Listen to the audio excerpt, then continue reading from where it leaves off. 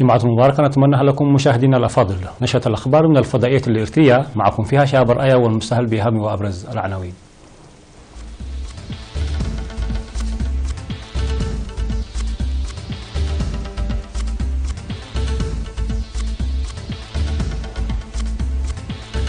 وزارة الإعلام تصدر تصريحا يكشف الدور الهدام لقطر. مناقشة البرامج التنموية وسبل تنفيذها في عنسبة. نجاح برنامج تعليم الكبار في حركوك. زعماء الاتحاد الأوروبي يتفقون على إدانة روسيا. بكين تطلب من واشنطن التراجع عن تهديدها بعقوبات تجارية. واحتجاجات في فرنسا ضد إصلاحات ماكرون.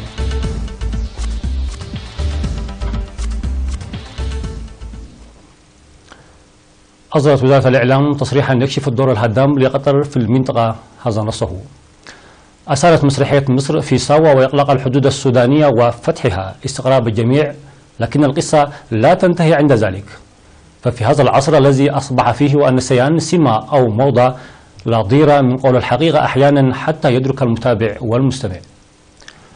في نهاية شهر يناير قبل شهرين قامت دولة قطر بإهداء القوات السودانية المسلحة 3 طائرات من نوع ميغ للتصدي للهجوم الذي قد يشن من إريتريا بدعم إماراتي، حيث تم نشرها في كسلة طياريها ضابطين قطريين وواحد أثيوبي يشرف عليهم جهاز الأمن والاستخبارات السوداني.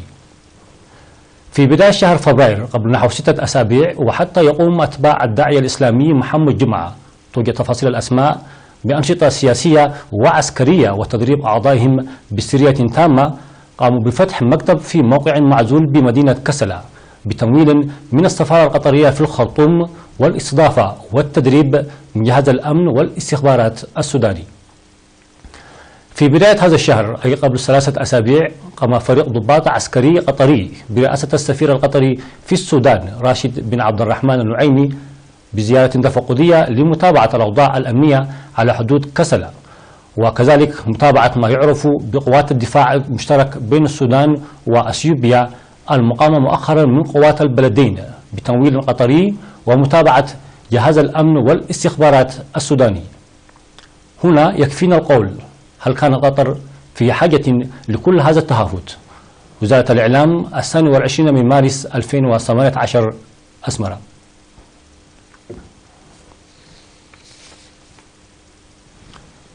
نظمت لجنة التصدي والتنمية في إقليم عنسبة في 20 من مارس الجاري بمدينة كرن نظمت لقاء لمناقشة البرامج التنموية لعام 2018 وسبل تنفيذها.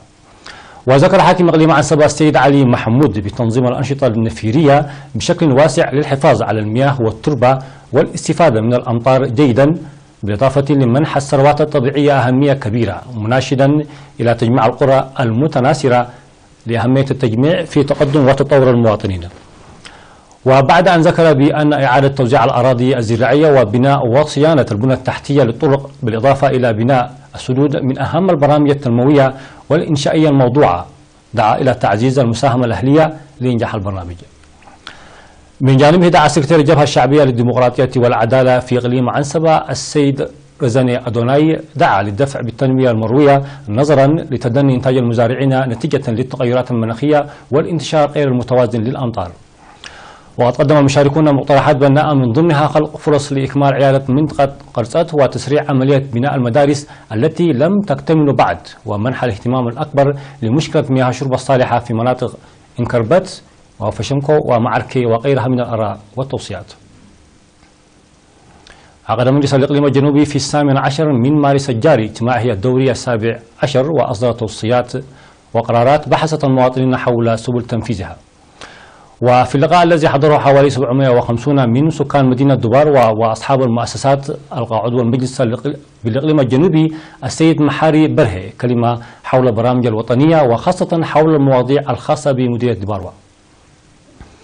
كما أوضحت توصيات والقرارات الخاصة بالإقليم الجنوبي التي تضمنت تطور السياحة وبناء متحف في الإقليم وبذل جهود جبارة لتطوير إنتاج الفواكه والخضروات، وكذلك تربية المواشي ومنح اهتمام أكبر فيما يخص البرامج الموجهة للشباب وغيرها. كما أفاد بالتوصيات الصادرة حول إعادة توزيع الأراضي الزراعية وأنشطة حفظ المياه والتربة والقضاء على ختان الإناث وزواج القصيرات، بالإضافة إلى تنفيذ التعليمات واللوائح التي تصدرها الحكومة والجبهة بفعالية. وبعد أن أشاد المشاركون بالجهود الحكومية الجارية لتوفير وضمان خدمات مياه الشرب الصالحة، ناشدوا للدفع بقوة للدعم الجاري في المتطلبات الأساسية والهامة.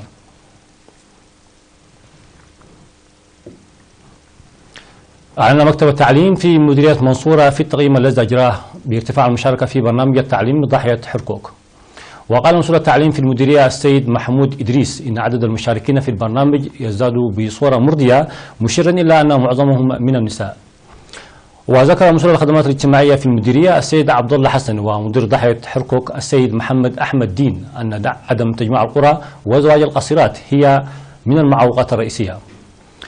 وبعد أن أشار منسق برنامج تعليم الكبار في إقليم القاش باركا الأستاذ إسحاق يوسف إلى أن تطور برنامج تعليم الكبار في حركوك يعكس جهود محو الأمية، دعا لتقوية الجهود في الضواحي الأخرى.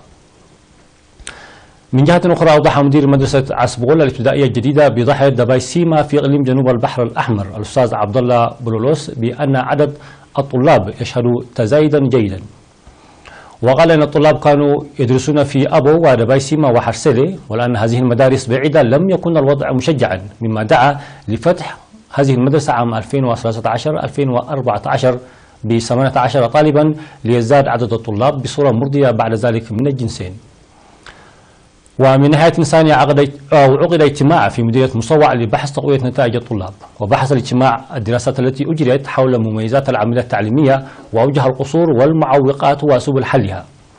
ودعا مسؤول التعليم في مديرية مصوع الأستاذ قرماي زرياقوب لقيام المدارس بالتقييم ومتابعة أوضاع طلابها والعمل على ضوء نتائج الدراسات التي أجريت.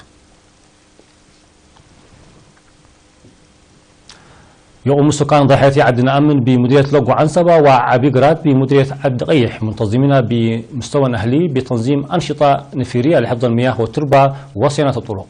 وأشار مراسل وكالة الأنباء الإريترية إيرنا مشاركة 150 شخصا بشكل يومي بضاحية عد نأمن في بناء المدرجات والحواجز المائية. كما أوضح خبير حفظ المياه والتربة في المديرية السيد دالش قرماي بناء حوالي 48 من الحواجز المائية الكبيرة والصغيرة ضمن الأنشطة الجارية في الوديان بالمنطقة.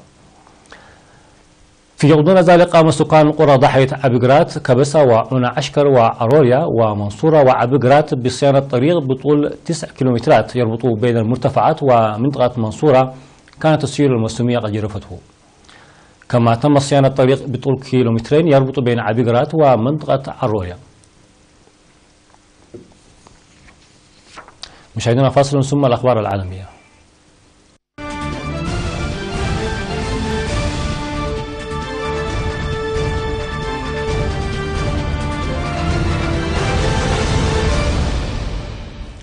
على الصعيد العالمي، أيد قادة الاتحاد الأوروبي موقف بريطانيا في اتهام روسيا بالمسؤولية عن الهجوم بغاز الأعصاب بتسميم عميل مخابرات روسي سابق كان يعيش في بريطانيا. وأصدر قادة الاتحاد الأوروبي بيانا عقب محادثاتهم في بروكسل أكد على أنه من المرجح جدا أن روسيا هي المسؤولة عن محاولة تسميم الجاسوس سيرجي سكربيال وابنته في بلدة سالسبيري في 4 مارس. واتفق المجلس الأوروبي لقادة الاتحاد الأوروبي على أنه لا يوجد تفسير بديل معقول، ويستدعى الاتحاد الأوروبي سفيره في موسكو لإجراء مشاورات. وتنفي موسكو مسؤوليتها عن الهجوم وأنها المصدر الوحيد لغاز الأعصاب المستخدم كما تزعم بريطانيا، وقالت إن دولا أخرى تصنع مثل هذه الأسلحة الكيماوية. طلبت بكين من واشنطن أن تراجع عن تهديدها بفرض عقوبات تجارية، وذلك بعد بضع ساعات فقط من توقيع الرئيس دونالد ترامب مذكرة تستهدف العدوان الاقتصادي من جانب الصين.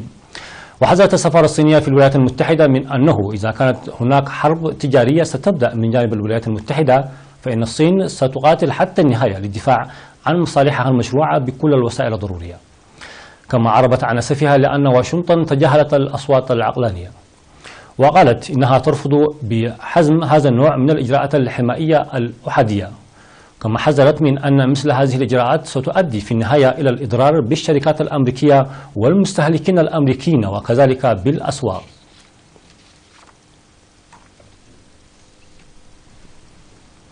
شارك 10,000 من المسعفين والمعلمين وموظفين آخرين في القطاع العام في مسيرات واحتجاجات بأنحاء فرنسا ضد إصلاحات ينفذها الرئيس إيمانويل ماكرون. وتسببت تلك الاحتجاجات والإضرابات في إصابة حركة النقل والسفر باضطراب واسع النطاق ونشوب مناوشات مع الشرطة في بعض المدن. وفيما اتسمت أغلب المظاهرات التي بلغ عددها نحو 180 في أنحاء البلاد بالسلمية، أطلقت الشرطة الغاز المسيل للدموع واستخدمت مدافع المياه لتفريغ مجموعة ملثمة من المحتجين رشقوها بالحجارة في نانت. وتلك أول مرة ينضم فيها موظفون في القطاع العام بينهم معلمون ومراقبون جويون لموظفي السكك الحديدية ومتقاعدين في احتجاجات على إصلاحات سعى ماكرون لطرحها منذ توليه السلطة في مايو الماضي. وتسبب الإضراب في إلغاء 60% من رحلات القطارات السريعة و75% من رحلات القطارات بين المدن و30% من الرحلات الجوية من مطارات باريس وإليها. شكل جمع قمامة في العاصمة التركية أنقرة فرقة موسيقية يستخدم فيها صناديق وأدوات القمامة في عزف موسيقاهم. وقال قائد فرقة تين بان الموسيقية يلمز إيتي إنهم يحبون لعب الموسيقى بأدوات العمل التقليدية، فبدلا من عصا الطبول تم استخدام عصية من المكانس، وبدلا من أدوات الإيقاع تمت الاستعانة بحاويات القمامة من مختلف الأحجام. وقال قائد الفرقة إنهم نظموا أول حفل موسيقي قبل عام، وإنهم يأملون في أن يواصلون تحسين مستواهم مع الوقت. نهاية النشرة، شكرا لكم على حسن المتابعة.